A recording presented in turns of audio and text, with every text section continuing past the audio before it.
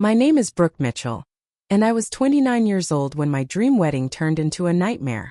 The lakeside ceremony had been picture perfect. White rose petals scattered along the aisle, gentle sunlight dancing across the water, and Ryan waiting for me with tears in his eyes. But during the reception, my own sister Stephanie destroyed everything. One moment I was laughing with my new husband. The next, champagne was dripping down my silk gown, wedding cake was smeared across the floor, and her shocking accusations echoed through the stunned silence. Before I continue this story, let me know where you're watching from in the comments. I always lived in the shadow of my older sister Stephanie, 3 years my senior at 32. She made it her mission to remind me daily that she was the firstborn, the special one. Our modest colonial house with its blue shutters and wraparound porch was the backdrop for an endless battle I never asked to fight. From my earliest memories, Stephanie couldn't stand when I received any attention or praise. When I brought home straight A's, she'd immediately remind our parents about her position as soccer team captain. If someone complimented my hair or outfit, she'd make a cutting remark the moment they walked away. The pattern was so consistent that by age 8, I learned to downplay my accomplishments to avoid her wrath. "It's just normal sibling rivalry," my mother Karen would say with a dismissive wave of her hand whenever I tried to talk about it. My father Thomas would ruffle my hair and tell me to toughen up, as if enduring emotional warfare was some sort of character-building exercise.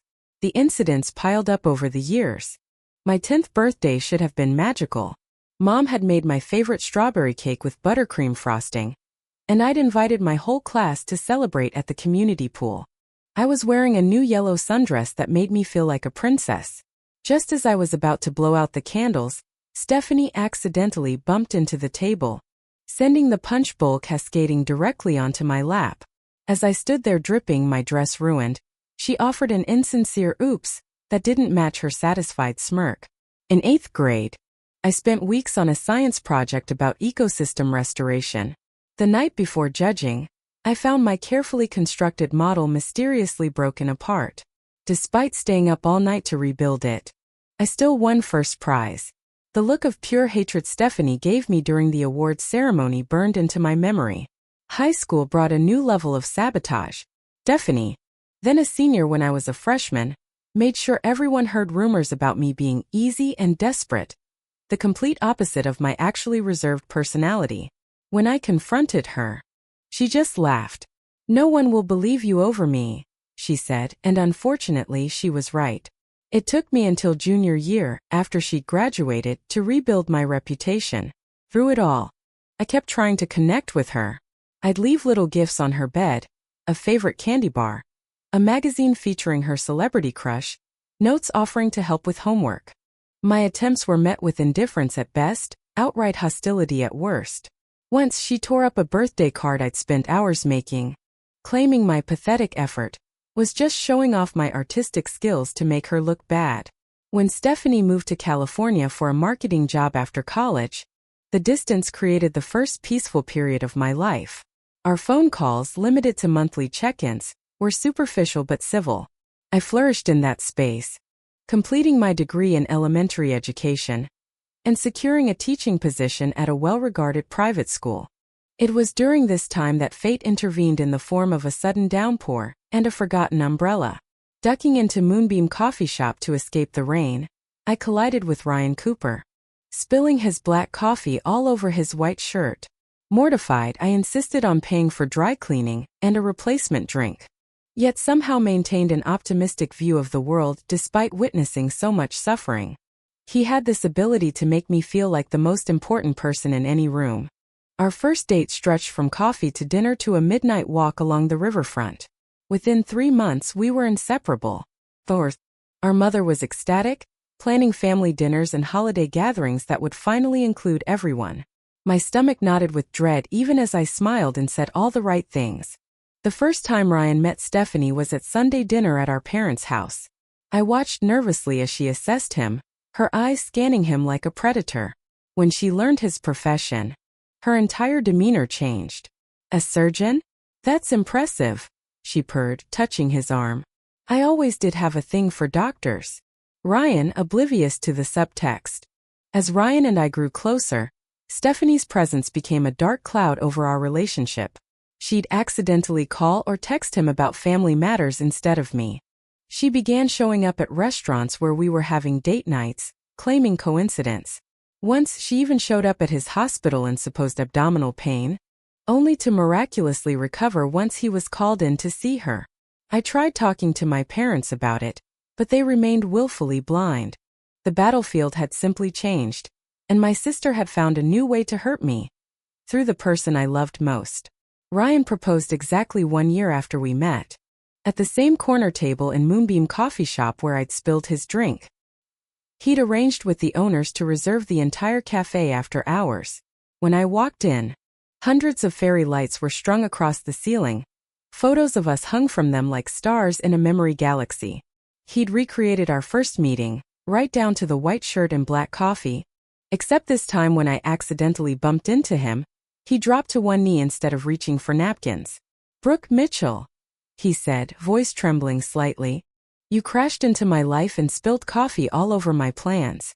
Nothing has been the same since, and I never want it to be. Will you marry me?" The ring was perfect. A vintage oval diamond with tiny sapphires on either side.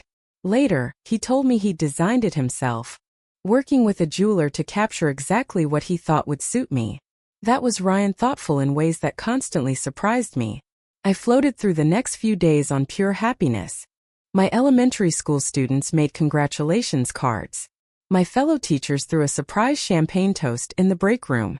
Even my principal announced it during morning assembly, causing a wave of oohs from the children. Telling my family was a moment I both anticipated and dreaded. My parents were genuinely thrilled. My mother immediately pulling out her old wedding magazines despite them being hopelessly outdated. My father actually shed a tear, gruffly pulling Ryan into a bear hug and welcoming him to the family. Stephanie's reaction seemed positive at first. She hugged me, admired the ring appropriately, and even offered to help with planning. But then came the subtle undermining. "It's such a unique choice," she said, examining my ring. "Most men these days go for something larger. But this has character." At the engagement party my parents hosted, I stood to give a toast thanking everyone for their support and love. Just as I raised my glass, Stephanie clinked her fork against her champagne flute. "Before my sister continues, I just have a quick announcement of my own," she interrupted. "I wasn't going to say anything tonight because it's Brooke's moment, but I just got the call. I've been promoted to Executive Marketing Director, the youngest in company history." The room erupted in congratulations, my toast forgotten. Ryan squeezed my hand under the table, a silent acknowledgement of what had happened. She insisted on trying on wedding gowns herself just for fun, parading in front of my mother who gushed about how bridal she looked. When I finally found my dream dress, a classic A-line with delicate lace cap sleeves, Stephanie commented loud enough for everyone to hear. "It's a shame they don't have something that would minimize your shoulders more." The venue we chose, Lakeview Gardens, was a stunning property with ceremony space overlooking the water and a glass-walled reception hall surrounded by flower gardens. Even attempting to reschedule our date because she'd heard the weather would be better the following weekend. Thankfully, the coordinator called me to confirm these changes, confused by the conflicting instructions. When confronted, Stephanie claimed she was just trying to help, since I was clearly overwhelmed with teaching full-time while planning a wedding. My bridesmaids, Ashley, my best friend since childhood, Madison and Zoe from college, and Lily, a fellow teacher, quickly picked up on the pattern. After a particularly disastrous cake tasting where Stephanie insisted her palate was more refined, and we should defer to her judgment, Ashley pulled me aside. "Brooke, I've known your sister for 20 years, and I've watched her do this to you our entire lives," she said firmly. "You need to set boundaries now, or she's going to ruin your wedding day." Stephanie organized a surprisingly thoughtful bridal shower, complete with my favorite foods and games that didn't embarrass me. She seemed engaged in her maid of honor duties. Heaven forbid anyone else gets any consideration on the precious Brooke's special day. "You've always been the favorite, the perfect daughter. And now you're getting the perfect husband and the perfect wedding, while I'm supposed to just stand there in an ugly dress and smile." The event coordinator and my mother quickly ushered us into a private room, but the damage was done. Through tears, Stephanie accused me of deliberately trying to keep her single and miserable, of stealing Ryan when I knew she was interested in him first, a complete fabrication, and of using my wedding to show off to everyone how much better my life was than hers. After that, communication between us broke down completely. My mother acted as intermediary, assuring me Stephanie was just stressed and would be fine on the wedding day.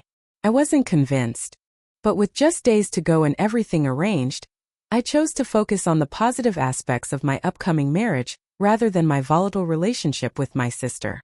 The night before the wedding, during the rehearsal dinner, Stephanie appeared calm and even offered what seemed like a sincere apology. "Tomorrow is your day," she said, hugging me. "I promise I'll make it special for you." I went to bed that night feeling hopeful, believing that perhaps the significance of the occasion had finally gotten through to her. I had no idea that her version of making it special would be something I could never have imagined in my worst nightmares. Wedding day dawned with perfect September weather, clear blue skies, gentle breeze, and temperatures mild enough that we could take photos outdoors without anyone sweating through their formal wear. The bridal suite at Lakeview Gardens overlooked the ceremony space, and I stood at the window watching the staff arrange white chairs in neat rows while florists adorned the arch with roses and eucalyptus. Ashley arrived first, bearing coffee and pastries. "It's happening," she squealed, wrapping me in a hug that somehow managed not to wrinkle either of our outfits. Madison, Zoe, and Lily piled in shortly after. When Stephanie arrived 30 minutes later, I held my breath, unsure which version of my sister would walk through the door. To my relief, she seemed composed and pleasant. "And I thought you might like to wear it today." The gesture nearly brought me to tears. This was the sister I'd always wanted. Supportive, thoughtful, sharing something meaningful. I slipped the bracelet on immediately and hugged her tightly. "Thank you, Steph. This means everything to me." The morning progressed with mimosas, music, and memories as we all got ready. My bridesmaids shared stories of our friendships, from embarrassing college mishaps to professional triumphs. Even Stephanie joined in, recounting a surprisingly sweet story about how I defended her against neighborhood bullies when we were kids. The first hint that things weren't as perfect as they seemed came when I returned from a bathroom break to find Stephanie suspiciously close to my wedding dress, an open coffee cup in hand.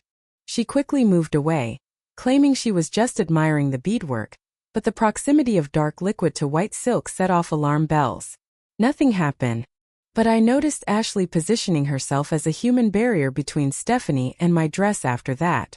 As the makeup artist worked on my face, Stephanie excused herself to take a phone call. What should have been a quick conversation stretched to 30 minutes. When she returned, her demeanor had subtly shifted. A tightness around her eyes, a forced quality to her smile. "Everything okay?" I asked. "Perfect," she replied, voice brittle. "Just work stuff. Nothing important today." Later, as I was getting into my dress with Madison and my mother's help, Lily overheard Stephanie in the hallway, her voice a harsh whisper. "I don't care what you think. Just be ready. No, they won't suspect anything, because I know what I'm doing." When Lily mentioned this to me, I felt a flicker of apprehension but pushed it aside. "Probably last-minute maid of honor stuff," I suggested, unwilling to let suspicion taint the day. "Voice breaking. You look just like your mother did." The photographer captured the moment, then whisked us off for family photos. Stephanie posed dutifully, though I noticed her smile didn't reach her eyes in a single shot. During a brief moment alone, my mother squeezed my hand. "I'm so proud of you, sweetheart. Today is everything we dreamed of." Too overwhelmed to speak. As we rounded the corner and all the guests rose to their feet, I caught my first glimpse of Ryan waiting at the altar. The pure love and wonder on his face made everything else fade away. In that moment there was only him, only us, only this promise we were about to make. The ceremony passed in a blur of emotion. When we were pronounced husband and wife, his kiss was gentle yet certain, a perfect beginning. The cocktail hour on the terrace was magical as the setting sun cast everything in golden light. Ryan never left my side, his hand warm and steady against the small of my back as we greeted guests and accepted congratulations. Several people commented on what a beautiful ceremony it had been, how evident our love was. I caught glimpses of Stephanie throughout the hour, noting with increasing concern how frequently she visited the bar. By the time we moved into the reception hall for dinner, her cheeks were flushed and her movements slightly unsteady. "Should we say something?" Ryan murmured when she nearly knocked over a centerpiece while taking her seat at the head table. "Let's give her a chance," I replied, still hoping we could get through the evening without incident. "My dad will keep an eye on her." The reception began perfectly. Our entrance as Mr. and Mrs. Cooper was met with cheers and applause. Our first dance to At Last felt like floating. The father-daughter dance to What a Wonderful World brought tears to many eyes. Ryan's dance with his mother was equally touching. Dinner was served. The herb-crusted salmon and filet mignon we'd selected months ago. And conversation flowed as easily as the wine. From my seat, and Stephanie rose unsteadily to her feet, microphone in one hand, champagne flute in the other, and a look in her eyes that made my blood run cold. The reception hall quieted as Stephanie tapped her knife against her champagne flute, the crystal producing a high, clear tone that silenced the remaining conversations. As maid of honor, it was traditionally her moment to toast the couple. Ryan reached for my hand under the table, giving it a reassuring squeeze. I tried to return his smile, but something in Stephanie's posture set off warning bells I couldn't ignore. "For those who don't know me," she began, her words slightly slurred but still coherent, "I'm Stephanie, Brooke's one and only sister." She emphasized the words with an exaggerated wink. "I've known the bride her entire life, so I think I'm qualified to tell you a few things about her." The first minute of her speech was surprisingly normal, almost scripted, as she mentioned our childhood and thanked our parents for raising us. "It's funny how life works out," she continued, swaying slightly. "Brooke has always been the lucky one, the pretty one, the smart one, the one everyone loves best."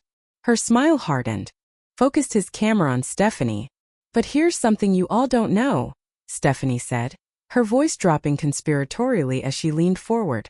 "Perfect Ryan isn't so perfect after all." My heart stopped. Ryan's hand tightened around mine. "See, Ryan and I have a little secret." She looked directly at me, her eyes alight with malice. "Should I tell them, Ryan?"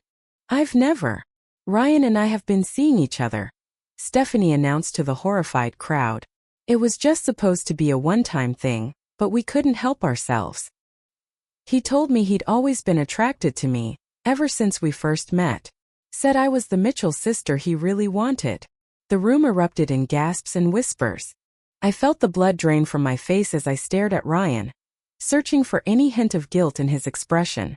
All I saw was shock and growing anger. "Stephanie, that's enough," my father said, standing fully now and moving toward her. "No," she shouted, backing away. "Everyone needs to know the truth. She stole him from me. She always takes everything that should be mine." Her voice rising hysterically. "Tell them how you said you were settling for her. Tell them." "That never happened," Ryan said firmly, his voice carrying across the now silent room. "Stephanie, you need help. This has to stop." Two groomsmen, Ryan's brother Jack and his best friend Daniel, moved to restrain Stephanie, each taking one of her arms. She struggled against them, her face contorted with rage. "Let go of me," she screamed, wrenching one arm free with surprising strength. Before anyone could react, she broke away and sprinted toward the centerpiece of the reception, our 4-tier wedding cake adorned with fresh flowers and the custom topper Ryan had commissioned to match our first date outfits. Time seemed to slow as Stephanie reached the cake table. With a primal cry that didn't sound human, she pushed the entire structure with both hands. The beautiful creation teetered for a heartbeat before toppling sideways in a cascade of white buttercream and crushed flowers. The crash echoed through the hall, followed by stunned silence. Stephanie stood amidst the destruction, cake smeared across her blue bridesmaid dress, chest heaving with exertion. Her eyes locked with mine across the room, filled with a lifetime of jealousy and resentment. Then came the final blow. "He told me he was only marrying you for your family's money," she shouted, her voice cracking with emotion. "He doesn't love you. No one could ever really love you more than me." The accusation hung in the air, absurd yet devastating. My family was solidly middle class. There was no wealth to marry into. The irrationality of her claim made it all the more painful. revealing the depth of her delusion.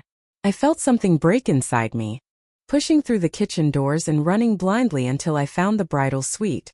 I slammed the door behind me, twisted the lock, and collapsed onto the small sofa in a pool of champagne-soaked silk and devastation.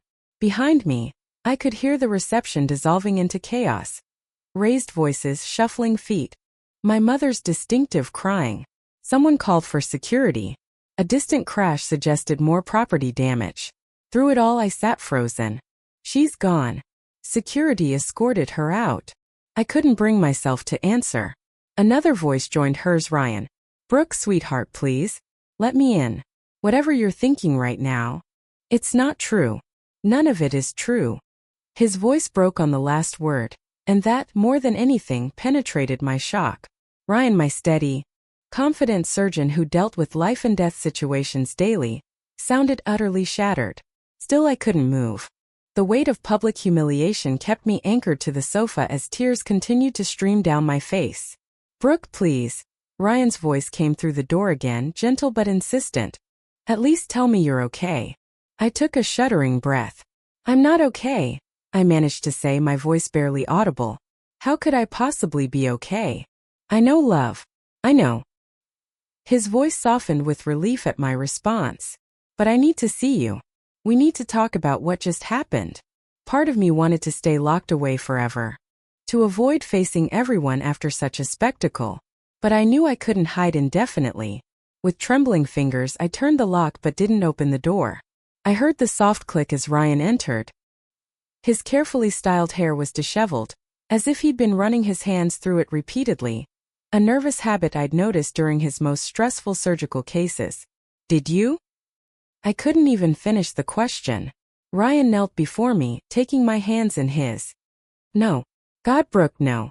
I have never had any relationship with your sister beyond basic politeness. I've never been alone with her. I've never called her. I've never texted her except in group messages that included you. Everything she said was a complete fabrication. I searched his eyes, looking for any hint of deception.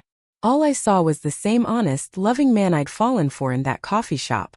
Then why would she say those things? Why would she do this? Ryan sighed, shifting to sit beside me on the small couch. I think your sister has been unwell for a long time, and no one has been willing to see it. A soft knock interrupted us, and Ashley's voice came through the door. Brooke? Ryan, can I come in? I have Stephanie's phone. I nodded and Ryan called for her to enter. Ashley slipped in, her bridesmaid dress also showing signs of the chaos. In her hand was Stephanie's rhinestone-covered smartphone. The security guards found this when they were escorting her out, Ashley explained, sitting on my other side. I know I shouldn't have looked, but I thought there might be some explanation. She handed the unlocked phone to me. You need to see this. The screen showed a text conversation supposedly between Stephanie and Ryan. Messages dating back months detailed secret meetings, professions of love, and plans to continue their relationship after the wedding. My stomach churned as I scrolled through increasingly explicit exchanges. I never sent these, Ryan said firmly, his face pale as he looked over my shoulder. I've never even had her number saved in my phone. Look at the contact information, Ashley said gently. I tapped the profile at the top of the screen. The contact was saved as Ryan, but the actual phone number listed wasn't Ryan's. It was identical to Stephanie's own number. She was texting herself, I whispered, the realization dawning, creating an entire fake relationship. There's more, Ashley said. Go to her photos. With shaking hands, I navigated to the photo gallery. What I found was disturbing, dozens of pictures of Ryan taken without his knowledge. Ryan leaving the hospital. Ryan at the gym. Ryan and me entering our apartment building. Some were even taken through windows. She's been stalking you, I said, looking up at Ryan in horror. Us, he corrected gently. She's been stalking us. A louder knock on the door preceded my mother's tear-streaked face appearing. Brooke, honey, are you all right? The absurdity of the question almost made me laugh. No, Mom, I'm not all right. My sister just destroyed my wedding reception and accused my husband of having an affair with her. My mother flinched at my tone but entered anyway. Aripiprazole, an antipsychotic medication often prescribed for several mental health conditions. The patient name was clearly printed: Stephanie Mitchell. She was diagnosed with borderline personality disorder last year, my mother admitted, her voice small. After she had that episode at work in California, it's why she really came back east. She was fired, not promoted. The revelation hit me like a physical blow. And you didn't think to tell me this? When I was planning to have her in my wedding, when I made her my maid of honor. The doctor said as long as she stayed on her medication she'd be fine, my father defended weakly. She promised us she was taking it. She seemed better. Better? Ryan's voice rose incredulously. She's been creating fantasy relationships, stalking us, and planning to sabotage our wedding for months. How is that better? Before my parents could respond, the door opened again and Lily slipped in. Sorry to interrupt, but there's something else you should know. She glanced nervously at my parents before continuing. I just talked to the bartender. Stephanie was drinking vodka, not water, all day. She told him she had an arrangement with the bride for an open tab. The pieces were falling into place: the missed medication, the alcohol. I was seeing my relationship with Stephanie without the fog of familial obligation and childhood dynamics. Ryan took my hand again. What do you want to do now, Brooke? This is your call. We can end the reception, send everyone home. We can salvage what's left. Or we can leave right now, just the two of us. I looked down at my ruined dress, then at the concerned faces surrounding me. Outside that door were 200 guests who had just witnessed my sister's breakdown and the destruction of our reception. The perfect day I'd planned for over a year was irreparably damaged. And yet, the most important part had happened. I had married Ryan. We had spoken our vows and exchanged rings. We were husband and wife. I need a few minutes alone with Ryan, I said finally. The others nodded, filing out quietly and closing the door behind them. Once we were alone, I turned to face my new husband fully. Did you ever suspect how Stephanie felt about you? Ryan shook his head. Never. I mean, I knew she was intense sometimes, but I thought that was just her personality. I never encouraged her in any way, Brooke. You have to believe that. But they're still your family. And Stephanie is still my sister, I sighed. A very ill sister who needs professional help. Ryan nodded, waiting for me to continue. I think I need to set some boundaries, I said slowly, the concept feeling foreign but necessary. With all of them. I love them, but this pattern can't continue. Whatever you decide. I'm with you, Ryan assured me, squeezing my hand. So what do you want to do about tonight? I considered our options. In many ways it would be easier to end the reception now. To retreat and lick our wounds in private. But that would mean letting Stephanie's actions define our wedding day completely. I want to go back out there, I said, my resolve strengthening. I want to tell our guests the truth. That my sister is unwell and needs help. I want to thank them for coming, and then I want to continue celebrating our marriage. It won't be the reception we planned, but it will still be ours. Ryan's smile was like the sun breaking through clouds. That's why I married you. Your strength amazes me. He helped me to my feet. I called the bridal shop owner. She's bringing over the sample dress you almost chose instead of this one. It needs minor alterations, but she says she can do them here. She'll be here in 20 minutes. For the first time since Stephanie's outburst, I felt a genuine smile form. See? Not everything is ruined. Ryan kissed me softly. Nothing important is ruined. 28 minutes later. My hair had been restyled by Lily, who had a hidden talent for emergency updos. My makeup had been repaired by Madison, erasing all evidence of tears. Ryan waited outside the door. His own appearance refreshed with a clean shirt borrowed from his best man. When he saw me, his expression of wonder matched the one he'd worn as I walked down the aisle hours earlier. The mess had been cleared away. Broken cake and glass removed, champagne mopped up, tables straightened. Everyone rose as we entered, and spontaneous applause broke out, washing over us like a wave of support. Ryan guided me to the center of the room, then took the microphone from the DJ's stand. Thank you all for your patience and understanding, he began. As you witnessed, we've had some unexpected challenges this evening. A gentle ripple of laughter broke the tension. Brooke, and I want to be straightforward with you. My voice steadier than I expected. What you saw tonight was not the sister I grew up with. Mental illness has taken a toll on her. And while that doesn't excuse her actions, it does explain them. Our family is committed to helping her receive the treatment she needs. I paused, looking out at the sea of concerned faces. Now we have two choices. The response was immediate and overwhelming: cheers, applause, and more than a few teary smiles. The DJ, taking his cue, started playing "I Got a Feeling" by the Black Eyed Peas. I noticed the catering staff wheeling in a surprise. They had salvaged the undamaged top tier of our wedding cake and supplemented it with every dessert they could find in the kitchen. The impromptu dessert table wasn't the elegant four-tier masterpiece we'd planned, but somehow it was perfect in its imperfection. As the night continued, something remarkable happened. Instead of the carefully choreographed reception I'd spent months planning, an authentic celebration emerged. Guests shared personal stories of overcoming family challenges. Ryan's medical colleagues formed an impromptu a cappella group to sing our first dance song when they learned the cake incident had prevented that traditional moment. Ashley revealed that she and the other bridesmaids had collected video messages from every guest, words of wisdom, support, and love that they'd compiled into a keepsake for us.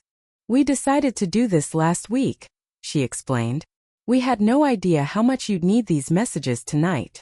By the time we made our exit through a tunnel of sparklers at midnight, the disaster had transformed into something unexpected, a testimony to resilience and the power of community. As Ryan helped me into our hotel-bound car, I felt exhausted but strangely at peace. "Not exactly the wedding day we planned," he said, squeezing my hand. "No," I agreed. "In some ways it was more meaningful." The next morning brought the inevitable conversation with my parents. They came to our hotel suite, looking haggard and aged beyond their years. My mother couldn't meet my eyes at first, her hands twisting a tissue into shreds. "How is Stephanie?" asked, breaking the uncomfortable silence. "They're keeping her for a 72-hour evaluation," my father answered. "The doctor says she had a psychotic break triggered by stress, alcohol, and missed medication." "I'm so sorry, Brooke." My mother finally spoke, her voice breaking. "We should have told you about her diagnosis. We should have been monitoring her medication. We just wanted so badly to believe she was better. You've been making excuses for her behavior our entire lives," I said quietly. "This didn't start with her diagnosis. We didn't give Stephanie the boundaries and help she needed, and we didn't protect you from the fallout. I love you both," I said. "And I love Stephanie. But things need to change. I'm setting boundaries now." I outlined my conditions clearly. Stephanie would need to be in consistent treatment before having any contact with me. My parents would need to respect my decisions regarding my relationship with my sister rather than pushing for reconciliation on their timeline. And most importantly, they would need to acknowledge the dysfunctional patterns that had led us here. "I'm not cutting anyone off," I explained. "I'm just insisting on healthier relationships moving forward. I'm so proud of the woman you've become." The months that followed were challenging but healing. Ryan and I postponed our honeymoon to Italy, using the time instead to establish our married life and process the wedding day drama. We attended therapy both individually and as a couple, working through the impact of Stephanie's actions and my family history. Stephanie remained in treatment, first as an inpatient and then in an intensive outpatient program. Her doctors confirmed the borderline personality disorder diagnosis and added components of delusional disorder. With proper medication and therapy, she slowly began to stabilize. 6 months after our wedding, I received a letter from her treatment center. Inside was a handwritten note from Stephanie, the first communication since that day. "Brooke," it began. "I was unwell, but that doesn't erase the pain I inflicted. I am working every day to understand why I hurt the person who, despite everything, always tried to love me. I hope someday to be well enough to have a relationship with you again, but I respect that this may never happen. I truly wish you and Ryan happiness. Stephanie." The letter brought tears, but not the devastating kind I'd shed on my wedding day. These were tears of release, of cautious hope that perhaps Stephanie was finally getting the help she'd needed for so long. Respectful of the boundaries we'd established and working on their own issues in family therapy, Stephanie was not present, Though she was aware of the gathering, she was continuing her treatment and, according to my parents, making genuine progress. We had exchanged a few carefully worded emails, and while I wasn't ready for in-person contact, I no longer felt the sharp pain of betrayal when thinking of her. As Ryan and I spoke our renewed vows under a simple arch of flowers, I reflected on the journey of the past year. The wedding day disaster that had seemed like an ending had actually been a beginning, the start of healthier relationships, stronger boundaries, and a deeper understanding of mental health. I promise to stand by you through whatever comes next, Ryan said, his eyes never leaving mine. The good, the bad, and the unexpected plot twists. I promise to face life's challenges with you as a team, I responded, and to never take for granted the everyday miracles of our life together. Later, as our small gathering enjoyed dinner at the long table in our yard, Ashley raised her glass for a toast. To Brooke and Ryan, who taught us all that marriage isn't about perfect days, but perfect commitment. When life threw champagne on their plans, they didn't just clean up the mess. They created something even more beautiful from it. That night, after everyone had gone and Ryan and I sat alone on our porch swing, I rested my head on his shoulder. "Do you ever regret marrying into my complicated family?" I asked. He kissed the top of my head. "Not for a second. Your strength through all of this has only made me love you more." I thought about how far we'd come, how the disaster of our wedding day had forced me to confront lifelong patterns and set boundaries I should have established years ago. The painful spectacle had ultimately led to healing that might never have happened otherwise. Sometimes the most beautiful moments come after the greatest disasters, I mused.